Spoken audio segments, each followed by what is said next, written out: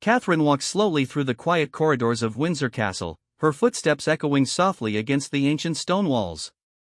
The morning light filtered through the tall windows, casting gentle shadows across the ornate tapestries that had witnessed centuries of royal history. She paused at one of the windows, gazing out at the sprawling gardens where her children often played during their visits. The past months had been particularly challenging for the royal family. Catherine's recent health struggles had tested everyone's strength, but especially her own. The chemotherapy treatments had taken their toll, leaving her feeling fragile in ways she had never experienced before. Yet through it all, she had maintained the grace and dignity that the public had come to expect from their beloved Princess of Wales. King Charles had been a constant source of support throughout her journey. Despite his own health challenges, he had made it his priority to ensure Catherine felt loved and supported by the entire royal family. Their relationship had always been warm, but during these difficult times, it had deepened into something truly special. He saw her not just as his daughter-in-law, but as a cherished member of the family who deserved every bit of care and attention they could provide. On this particular morning, Catherine had received an unusual invitation. A handwritten note from King Charles had arrived with her breakfast tray, written in his distinctive, careful handwriting. The message was simple but intriguing. "My dear Catherine, would you join me in the blue drawing room at 11 o'clock this morning? I have something rather special I would like to share with you. With all my love, Charles." As she made her way toward the appointed meeting place, Catherine reflected on how much her life had changed since marrying into the royal family. She remembered the nervous young woman who had first walked these halls, uncertain about her place in such an ancient institution. Now, years later, she felt a deep connection to the history and traditions that surrounded her, even as she worked to bring her own modern perspective to royal duties. The blue drawing room was one of Catherine's favorite spaces in the castle. Its elegant decor and intimate atmosphere made it perfect for family gatherings and quiet conversations. As she approached the ornate doors, she could hear muffled voices inside. Her curiosity grew stronger with each step. When she entered the room, she found King Charles standing near the fireplace, a warm smile spreading across his face as he saw her. He was dressed casually for a royal standard, in a comfortable tweed jacket and perfectly pressed trousers. But what caught Catherine's attention immediately was the excited gleam in his eyes, the same look she had seen when he was particularly pleased about something involving his grandchildren. "Catherine, my dear, thank you for coming," he said, crossing the room to embrace her gently. His embrace was careful and tender, mindful of her recent treatments, but filled with genuine affection. "I hope you're feeling well today." "Much better, thank you," Catherine replied, settling into one of the comfortable armchairs he gestured toward. "Your note has me quite curious. You seem rather excited about something." Charles chuckled, a sound that filled the room with warmth. "I suppose I am rather transparent when I'm pleased about something. Yes, I am excited, but first, how are the children? And William?" They spent several minutes catching up on family matters. Catherine shared stories about George's latest school achievements, Charlotte's newfound interest in horse riding, and little Louis's amusing attempts to help with household tasks during their recent family time. Charles listened intently, asking questions and sharing his own observations about his grandchildren's development. "They've been such a source of strength for me," Catherine admitted, her voice soft with emotion. "During the difficult days, thinking about them and their future gives me purpose. They need their mother to be strong, and that motivates me more than anything else." "And they have the most wonderful mother," Charles said firmly. "Catherine, I want you to know how proud I am of the grace and strength you've shown throughout this challenging time. The way you've handled everything, maintained your duties where possible, and still been such a devoted mother and wife, it's truly remarkable." Catherine felt tears prick at her eyes. "Thank you.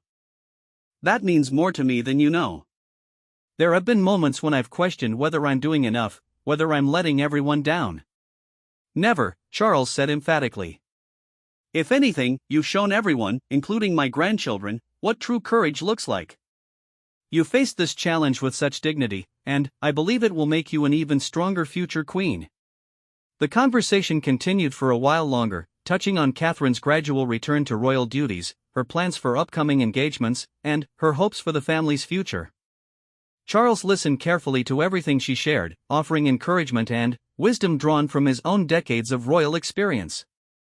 Finally, as their teacups grew empty and the morning sun climbed higher in the sky, Charles stood up with a mysterious smile. "Now, my dear Catherine, the reason I asked you here today is because I have something for you. Something I hope will serve as a symbol of how much you mean to this family and to me personally." Catherine watched as he walked over to a side table where an elegant wooden box sat, partially concealed by a silk cloth. The box itself was beautiful, made from what appeared to be polished mahogany with intricate silver hinges and a crest embossed on the lid. "Before I show you what's inside," Charles continued, returning to sit across from her but keeping the box carefully in his hands, "I want you to understand the thought that went into this. I've been planning this for quite some time, even before your recent health challenges. But recent events have only reinforced my conviction that this is exactly the right thing to do." He paused, looking directly into Catherine's eyes with an expression of deep sincerity. "You have brought such joy and stability to William's life, and, through him, to our entire family. You've embraced your role with such natural grace, and you've given us 3 absolutely wonderful grandchildren who are the light of my life. More than that, you've shown a genuine commitment to the causes and charities that matter to our family's mission." Catherine felt her heart beating faster with anticipation.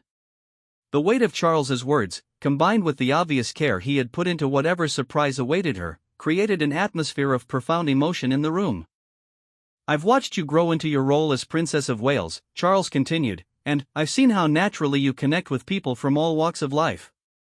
Whether you're visiting a children's hospital, supporting environmental causes, or simply engaging with members of the public during official visits, you have a gift for making people feel seen and valued.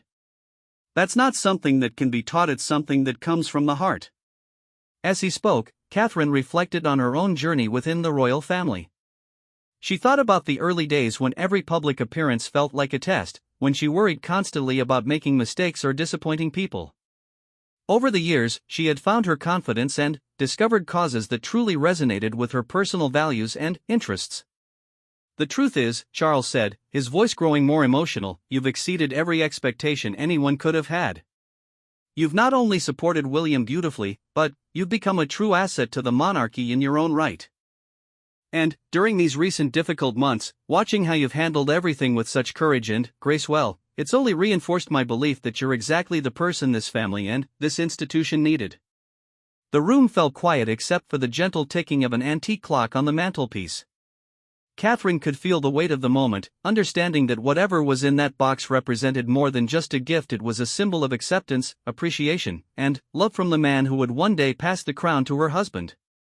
"I know these past months have been incredibly challenging," Charles said softly, "and I want you to know that your strength hasn't gone unnoticed.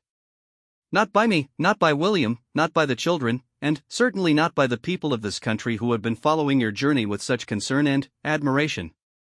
Catherine nodded, too moved to speak immediately.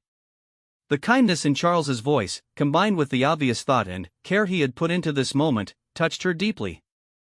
She realized that this conversation, regardless of what gift might follow, was itself a precious treasure, a moment of connection and understanding between two people who had found their way to a genuine familial bond despite the unique circumstances that had brought them together. "Now," Charles said, standing again and moving closer to her chair, "I think it's time you saw what I've been so excited to share with you." With trembling hands, Charles carefully lifted the silk cloth covering the wooden box. As the fabric fell away, Catherine could see intricate engravings on the lid depicting intertwined roses and thistles, symbols of England and Scotland united.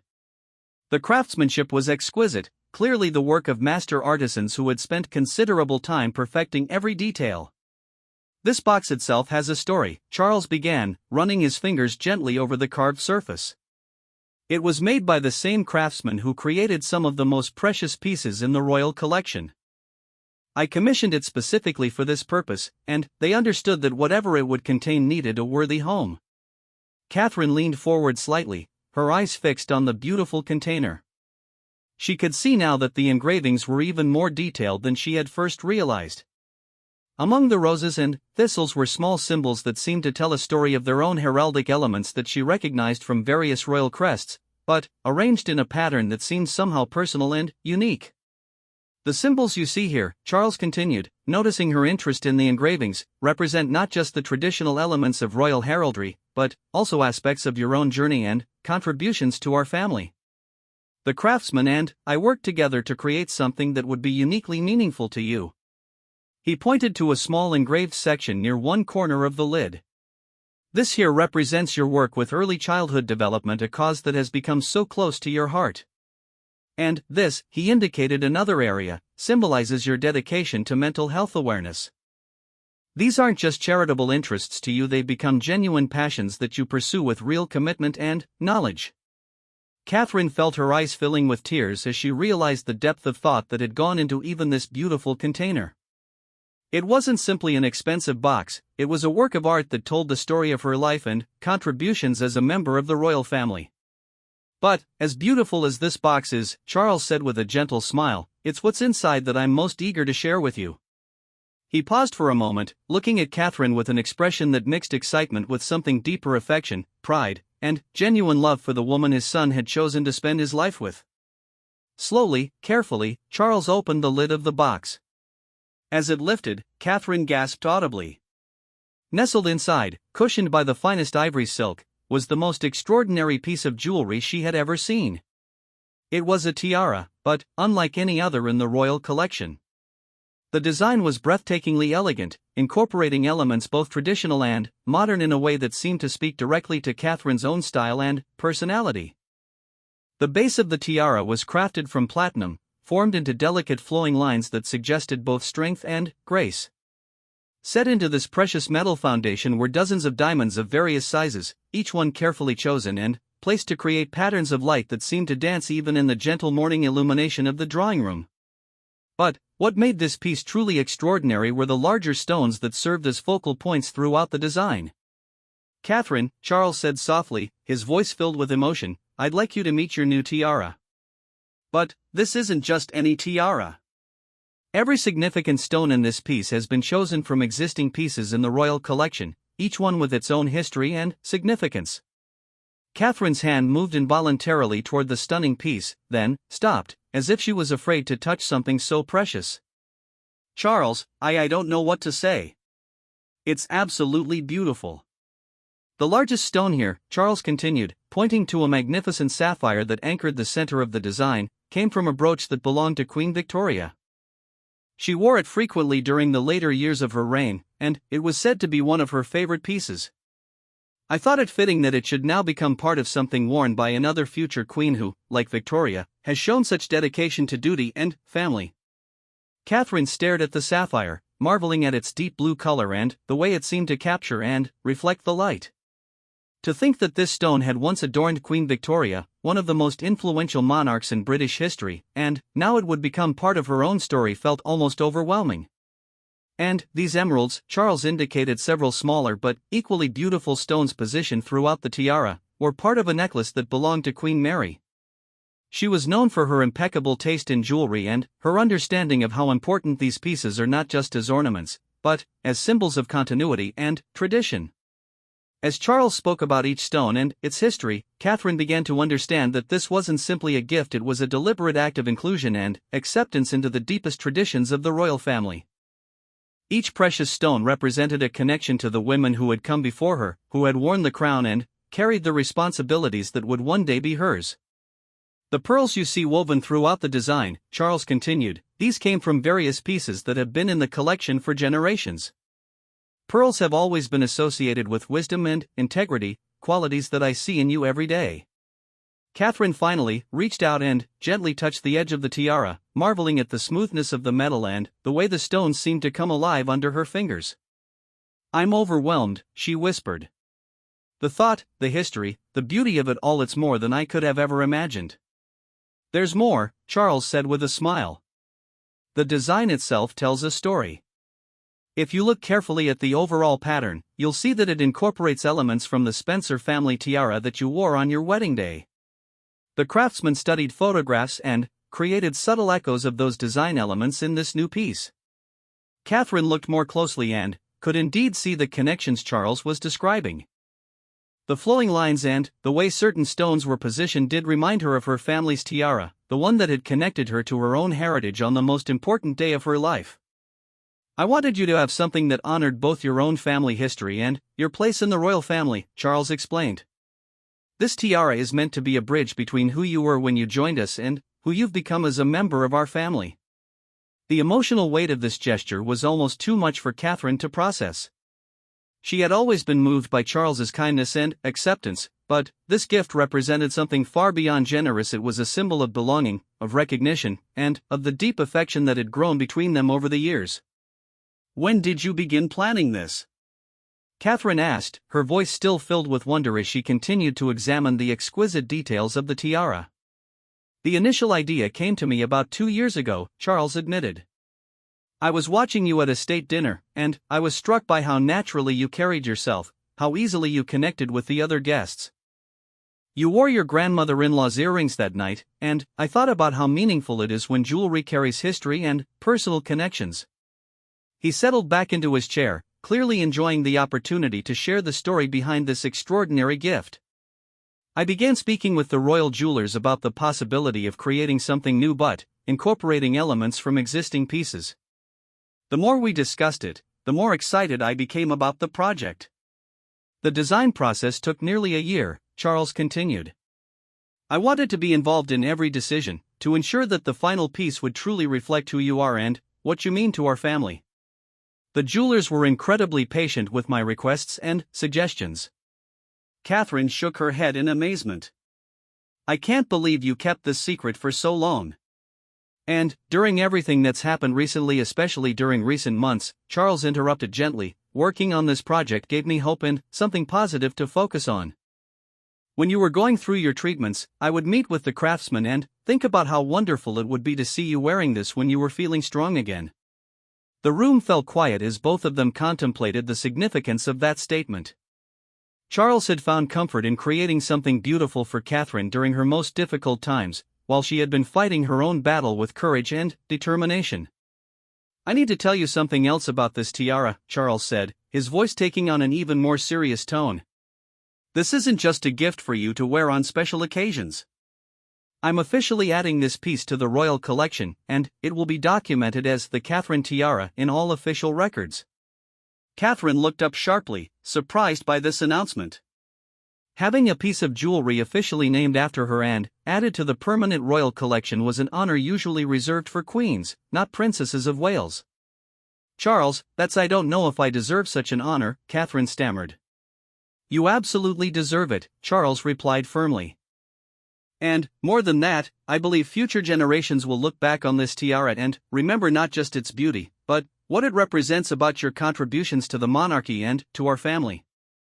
As Catherine continued to gaze at the stunning tiara, she began to see not just a piece of jewelry, but a symbol of her journey, her struggles, her triumphs, and her place in a tradition that stretched back centuries. Each stone told a story, and now her own story was becoming permanently woven into that narrative. Charles carefully lifted the tiara from its silk-lined resting place, holding it with the reverence one might reserve for a priceless artifact from an ancient civilization. The diamonds caught the light streaming through the tall windows, sending tiny rainbows dancing across the walls of the blue drawing room. Catherine watched, mesmerized, as the piece seemed to come alive in his hands. "Would you like to try it on?" Charles asked gently, his eyes twinkling with the excitement of a child sharing a treasured secret. "I've been imagining this moment for months, wondering how it would look and how you would feel wearing it for the first time." Catherine's hand instinctively went to her hair, which she had styled simply that morning, not knowing she would be trying on one of the most beautiful pieces of jewelry she had ever seen. "I'm not sure I'm properly dressed for such a magnificent piece," she said with a nervous laugh. "Nonsense," Charles replied warmly. "Beauty like yours doesn't require special preparation. Besides, I think there's something rather perfect about this moment being so natural and unposed. This is how I'll always remember it, you, in your comfortable clothes, in this room where we've had so many wonderful family conversations." With careful hands, Catherine lifted her hair slightly as Charles approached. The weight of the tiara was substantial but perfectly balanced, and, as it settled onto her head, she could feel the coolness of the metal against her skin. The sensation was different from any other piece of jewelry she had worn. There was a gravitas to it, a sense of connection to something much larger than herself. Charles stepped back to admire the effect, and his face broke into a smile so radiant that Catherine couldn't help but smile in return. "Perfect," he said softly. "Absolutely perfect. It's as if it was always meant to be yours." Catherine moved toward the ornate mirror that hung above the fireplace, eager to see herself wearing this extraordinary creation. As her reflection came into view, she gasped softly. The woman looking back at her appeared transformed not just by the stunning jewelry, but by something deeper. There was a regal quality to her posture, a confidence in her expression that seemed to have emerged from somewhere within. "I look different," she said wonderingly, turning her head slightly to see how the light played across the various stones. "I look like a future queen," Charles finished for her, his voice filled with pride and affection. "Because that's exactly what you are, and this tiara simply helps the rest of the world see what I've known for years." Catherine studied her reflection more carefully, taking in the way the sapphires brought out the blue in her eyes, how the diamonds seemed to add light to her complexion, and how the overall design complemented the shape of her face and the line of her neck. The craftsmanship was so exquisite that the piece seemed to have been designed specifically for her features. "The proportions are perfect," she observed, gently touching one of the delicate platinum curves. "How did they manage to create something so suited to me without ever having me try it on?" Charles chuckled, clearly pleased that she had noticed this detail. "That wasn't entirely by chance, I'm afraid. I may have enlisted some help from William in that regard. He provided the jewelers with very detailed photographs and measurements, though I swore him to secrecy about the project itself." "William knew about this?" Catherine asked, surprised. "He knew I was having something special made for you, but I didn't reveal the exact nature of the piece until just last week," Charles explained. "I wanted him to see it before today, to ensure he approved of my choice." His reaction was quite similar to yours, actually. He was speechless for several minutes. Catherine felt a warm glow at the thought of William seeing this tiara and knowing it was destined for her. Their partnership in all things had been one of the greatest joys of her life, and knowing that he had been part of bringing this moment to fruition made it even more special. "What did he say when you finally showed him?" she asked, still gazing at her reflection and marveling at the transformation. "He said it was the most beautiful piece he had ever seen, and that his father had impeccable taste," Charles replied with obvious satisfaction. "But, more than that, he said it captured something essential about who you are: elegant, timeless, but with a warmth and accessibility that makes people feel welcome in your presence." Catherine turned away from the mirror to face Charles directly, the tiara adding inches to her height and somehow making her movements more graceful and deliberate. "I don't know how to thank you for this. It's not just the gift itself, though it's absolutely breathtaking. It's what it represents, the thought behind it, the way you've made me feel so truly part of this family." "My dear Catherine," Charles said, his own eyes growing moist with emotion, "you don't need to thank me. If anything, I should be thanking you. You've brought such happiness to my son, such joy to my grandchildren, and such grace to the institution we're all dedicated to serving. This tiara is simply my way of recognizing what you've already given to all of us." They stood together in comfortable silence for a moment, both understanding the profound significance of what had just transpired. This wasn't merely the presentation of an expensive gift, it was a ceremony of acceptance, recognition, and love between two people who had found their way to a deep familial bond. "There's something else I want to share with you about this piece," Charles said eventually, his voice taking on a more serious tone. "I've had documents prepared that detail the provenance of every stone, every design element, every historical connection. This will become part of the official royal collection records, but I also want you to have your own copy." He walked over to a desk in the corner of the room and retrieved a leather-bound folder, ornately decorated and clearly created specifically for this purpose. This contains photographs of the tiara being made, sketches of the original design concepts, and the complete history of each precious stone that's been incorporated into the piece. Catherine accepted the folder with reverent hands, understanding that this documentation would allow her to share the story of the tiara with her children and grandchildren someday. "This is incredible, Charles. The level of detail, the care you've taken with every aspect of this. I wanted you to have the complete story," he explained. Someday, when you're much older and, perhaps telling your granddaughter about this tiara, you'll be able to share not just its beauty, but its complete history and the love that went into its creation. Catherine opened the folder and was immediately struck by the first photograph, a picture of the bare platinum framework before any stones had been set. Even in this early stage, the elegant lines and graceful proportions were evident. She turned the page to see images of craftsmen carefully setting each stone, their faces concentrated and serious as they worked on what they clearly understood to be a piece of exceptional importance. "These photographs are remarkable," she said, studying an image that showed the detailed process of setting the central sapphire. "You can see the skill and dedication of everyone involved in creating this." "I wanted to document every stage of the process," Charles said. "Partly for historical purposes, but mostly because I knew that someday you would want to understand exactly how this masterpiece came to be."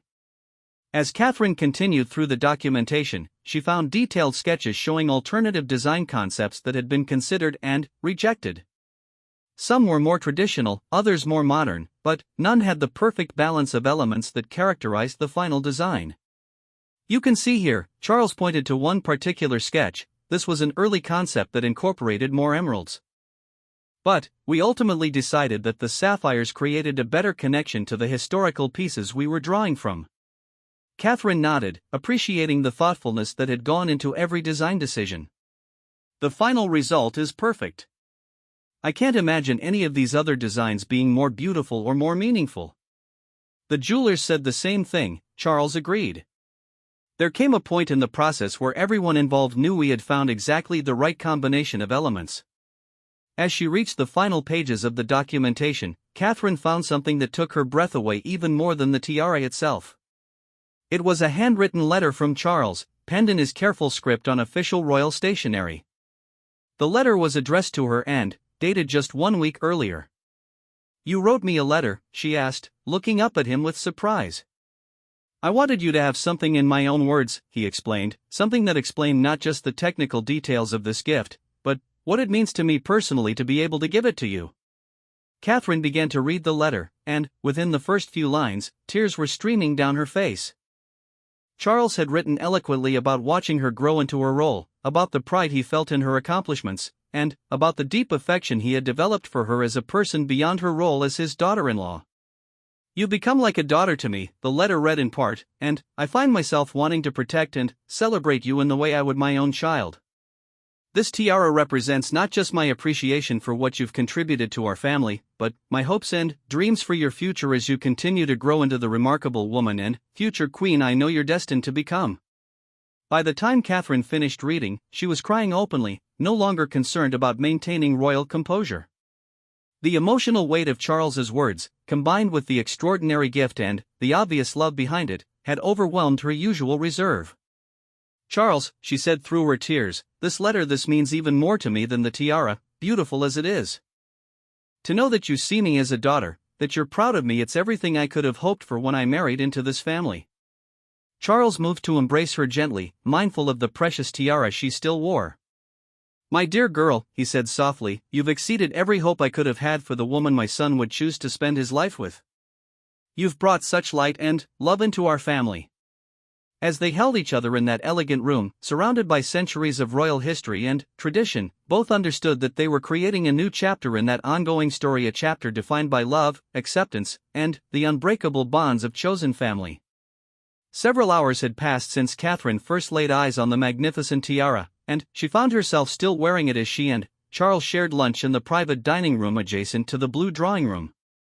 She had initially suggested removing it, feeling self-conscious about wearing such an extraordinary piece during a casual meal, but Charles had insisted she keep it on.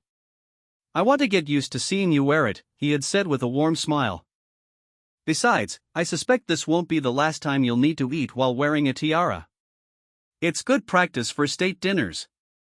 Their conversation during lunch had been wonderfully relaxed, touching on everything from the children's upcoming school activities to Charles's latest environmental initiatives. Catherine found herself feeling more comfortable with the weight and presence of the tiara as time went on, and she began to understand how such pieces became natural extensions of royal identity. "I've been thinking about when I should wear it publicly for the first time," Catherine said as they finished their meal. Such a significant piece deserves an equally significant occasion. Charles nodded thoughtfully. I've actually given that considerable thought as well. There are several upcoming events that would be appropriate, but I believe the decision should ultimately be yours. This tiara is now part of your personal collection within the royal jewels, and when you choose to debut it should reflect your own instincts about timing and appropriateness. Catherine appreciated his deference to her judgment on this matter. One of the things she had always valued about Charles was his understanding of when to offer guidance and when to trust her own developing instincts about royal protocol and public appearances. The state visit next month might be perfect, she mused. It's formal enough to warrant such a spectacular piece, but not so politically sensitive that the jewelry would overshadow the diplomatic purpose of the event. An excellent choice, Charles agreed. And it would give the press and public their first opportunity to see the tiara properly photographed and documented. I think people will be as fascinated by its history as they are by its beauty. As they talked about the practical aspects of debuting the tiara, Catherine realized how much thought would need to go into that first public appearance. The dress would need to complement the piece without competing with it, her hair would need to be styled to show the tiara to its best advantage, and the overall look would need to strike the right balance between accessible and appropriately regal. I should probably consult with the palace stylists well in advance, Catherine said. A piece this significant deserves careful planning to ensure everything works together perfectly. Absolutely, Charles agreed. But I have complete confidence in your judgment about such matters. You've never failed to strike exactly the right note with your public appearances. Their lunch was interrupted by a gentle knock on the door, followed by the entrance of a member of the household staff carrying a silver tray with an ornate envelope. Forgive the interruption, Your Majesty, the staff member said with a respectful bow, but this message arrived marked as urgent for the Princess of Wales. Catherine accepted the envelope with curiosity, noting the official royal seal and her formal title written in elegant script. As she opened it, her face broke into a delighted smile. It's from William, she announced to Charles. He says he's heard rumors about a certain surprise being revealed today, and he's requesting permission to bring the children by for tea so they can see their mother looking particularly radiant. Charles laughed heartily at his son's diplomatic language. I think our secret may not have been quite as well kept as we hoped. But, yes, by all means, let's have the children come for tea. I'm eager to see their reactions to your new tiara. Catherine quickly penned a response to William's note, inviting the family to join them within the hour. As she wrote, she felt a flutter of excitement at the prospect of sharing this moment with her children. George, Charlotte, and Louis had always been interested in the more glamorous aspects of royal life, and she knew they would be fascinated by the story behind this extraordinary piece. Do you think they'll understand the significance of it? Catherine asked Charles as she sealed her response. Children have a wonderful way of recognizing when something is special, even if they don't fully grasp all the historical and emotional complexities, Charles replied. I think they'll be impressed by its beauty and excited that their mother has received such a magnificent gift. While they waited for the family to arrive, Charles shared more stories about the individual stones in the tiara and their previous owners. Catherine was particularly moved to learn that one of the smaller diamonds had once been part of a piece worn by Princess Diana, William's mother. I thought it was important to include that connection, Charles explained gently. Diana will always be part of William's story and, by extension, part of your children's heritage. Having a piece of her jewelry incorporated into your tiara seemed like a way to honor her memory while celebrating your own place in the family. Catherine touched the tiara gently, thinking about the woman whose memory still influenced so much of royal life and family dynamics. That means more to me than you know, she said softly. I've always felt a responsibility to honor her memory while being true to my own identity. Including a piece of her jewelry in this tiara feels like a perfect symbol of that balance. The sound of children's voices in the corridor announced the arrival of William and the three little Wales children. Catherine could hear Charlotte's excited chatter and Louis's delighted laughter as they approached the dining room. Her heart swelled with anticipation at sharing this special moment with her family. William entered first, his face breaking into a radiant smile as he saw Catherine wearing the tiara. Even though he had seen the piece before today, witnessing his wife actually wearing it clearly moved him deeply. He crossed the room quickly to embrace her, whispering, "You look absolutely magnificent," in her ear. The children followed close behind, and their reactions were everything Catherine could have hoped for. Charlotte gasped audibly and clapped her hands together, while George stood perfectly still for a moment, clearly awed by the sight of his mother transformed by such an extraordinary piece of jewelry. Little Louis, true to his irrepressible nature, immediately announced, "Mummy, you look like a real princess." "I am a real princess, darling," Catherine laughed, kneeling down carefully to embrace her youngest son. "But this very special crown makes me feel extra princess-like." Charlotte approached more slowly, her eyes wide with fascination. "Mummy, it's the most beautiful thing I've ever seen. Are those real diamonds?" "They are indeed real diamonds," Charles answered, clearly delighted by his granddaughter's interest. "And sapphires and emeralds and pearls. Each one has a story, and now they're all part of a new story about your mother." George, ever the thoughtful eldest child, studied the tiara with serious concentration. "It looks very old but also very new," he observed with the wisdom that often surprised adults. "Like it's made from old things but created just for you." "That's exactly right, George," Catherine said, impressed as always by her son's perceptive observations. "Grandpa Charles had it made specially for me, using precious stones from other pieces that have been in the family for many years." The children spent the next hour examining the tiara in detail, asking questions about each stone and listening intently as Charles shared age-appropriate versions of the historical stories behind various elements. Catherine was touched by how seriously they took this moment, understanding instinctively that they were witnessing something significant in their family's story. "Will you wear it when you're queen?" Charlotte asked, her voice filled with the particular gravity children bring to questions about the distant future. Catherine exchanged a meaningful glance with William and Charles before answering. "Someday, when Daddy becomes king and I become queen, this tiara will be one of the special pieces I can choose to wear on important occasions. But that won't be for many, many years. And when I'm grown up, will I get to wear it too?" Charlotte continued, her imagination clearly captured by the possibilities. "Perhaps someday," Catherine said gently. "But first you'll need to grow up and decide what kind of life you want to live. Royal jewelry is beautiful, but it comes with important responsibilities too." As the afternoon progressed, the family settled into comfortable conversation about the tiara and what it represented. The children gradually became less fascinated by the sparkly stones and more interested in the stories behind them, asking about Queen Victoria and Queen Mary and the other royal women who had worn these jewels before.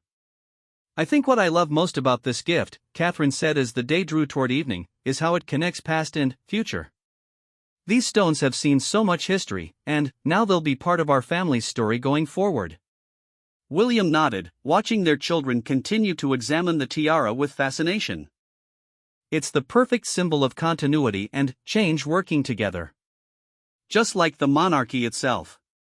Charles, who had been quietly observing the family interactions throughout the afternoon, felt a deep satisfaction watching his son, daughter-in-law, and grandchildren bond over this special moment.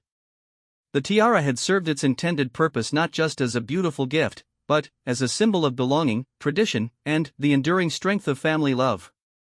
As the sun began to set through the tall windows of Windsor Castle, casting a golden glow across the room, Catherine realized that this day had given her something even more precious than the magnificent tiara. It had given her a moment of perfect clarity about her place in this extraordinary family and the bright future that awaited them all. The tiara, nestled once again in its silk-lined box as evening approached, seemed to gleam with promise, a symbol of love given and received, of traditions honored and futures embraced, and of a family bound together by something far more valuable than any precious stone: the unbreakable bonds of genuine affection and mutual respect.